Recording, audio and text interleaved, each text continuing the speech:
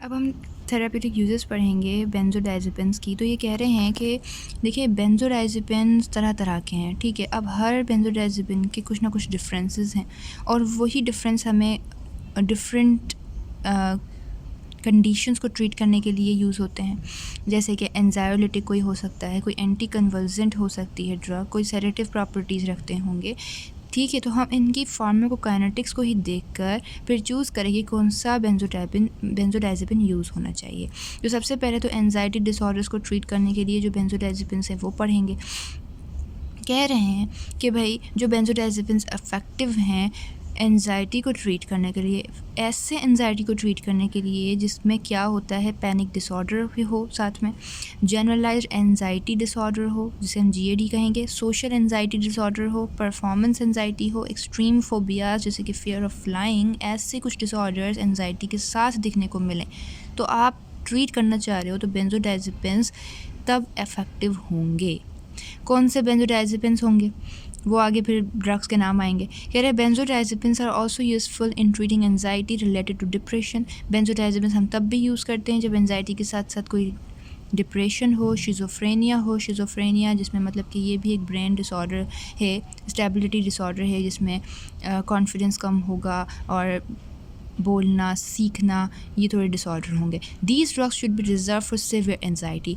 इन drugs को हम तभी यूज़ करते हैं जब कोई सिवियर एंजाइटी हो। हम इन्हें एवरीडे लाइफ के स्ट्रेस को ट्रीट करने के लिए नहीं यूज़ करेंगे because of their addictive potential. एक तो क्या है इनका, ये जल्दी एडिक्ट हो सकता है, पेशेंट एडिक्ट हो सकता है। They should only be use for short period of time, और दूसरा कि इन्हें शॉर्ट पीरियड ऑफ टाइम में ही यूज़ किया जा सकता है, ठीक है। लॉन्गर टाइम के लिए हम नहीं यूज़ करेंगे। अब कुछ हमारे पास होती हैं लॉन्गर एक्टिंग एजेंट्स, कुछ होते हैं हमारे पास इंटरमीडिएट एक्टिंग एजेंट्स। अच्छा नहीं वो तो आगे है, सॉरी। अच्छा, अब जो लॉन्गर एक्टिंग एजेंट्स हैं हमारे पास, वो जो एंजाइटी डिसऑर्डर्स को ट्रीट करते हैं वो हैं क्लोनाजिपाम, लोराजिपाम, डायाजिपाम, ठीक है। ये 3 हैं, सारे जिपाम हैं, ठीक है। Clonazepam, लोराजिपाम, डायाजिपाम, clonazepam, लोराजिपाम, डायाजिपाम। ये हम यूज़ करते हैं उन पेशेंट्स को जिन्हें एंजाइटी हो और वो भी प्रोलॉन्ग ट्रीटमेंट अगर आपको करनी हो।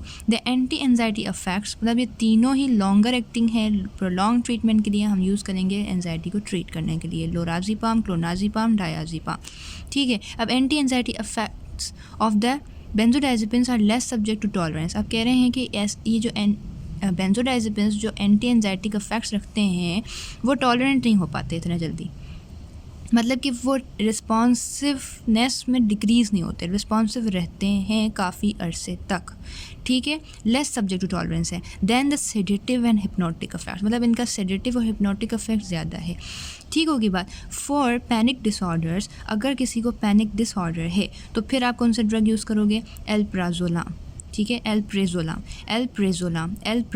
पैनिक डिसऑर्डर, प्रेजोलाम panic disorder, alprazolam panic disorder, ठीक हो गया। और ये एक short and long term treatment के लिए इफेक्टिव रहता है।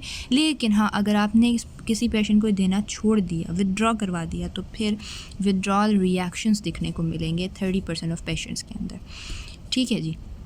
तो हमने एंजाइटी डिसऑर्डर्स में ये कहा कि भाई बेंजोडाइज़ेपिन्स हम यूज़ तो करते हैं, लेकिन ऐसे एंजाइटी वाले पेशेंट्स में जिन्हें पैनिक डिसऑर्डर भी साथ साथ हो, जनरलाइज्ड एंजाइटी डिसऑर्डर हो, सोशल एंजाइटी डिसऑर्डर हो, परफॉर्मेंस एंजाइटी, एक्सट्रीम फोबियाज हो, तब हम यूज़ करते हैं।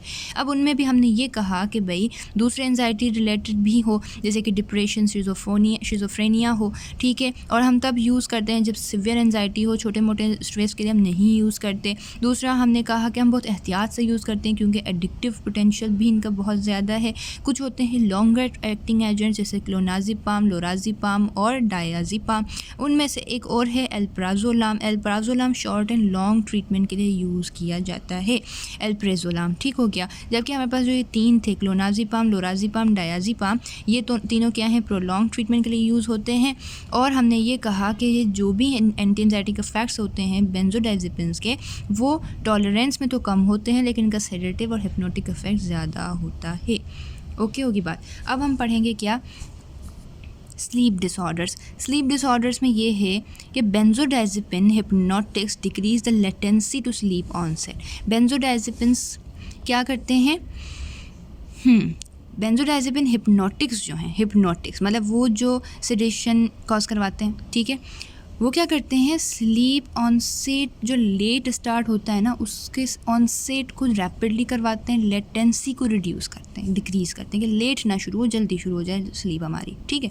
And increase stage 2 of non rapid eye movement. अब रैम और नॉन रैम ये चीज़ें आपको क्लियर होंगी तो आपको समझ आएगा, फिजियो में पढ़ी हुई चीज़ें हैं, ठीक होगी बात।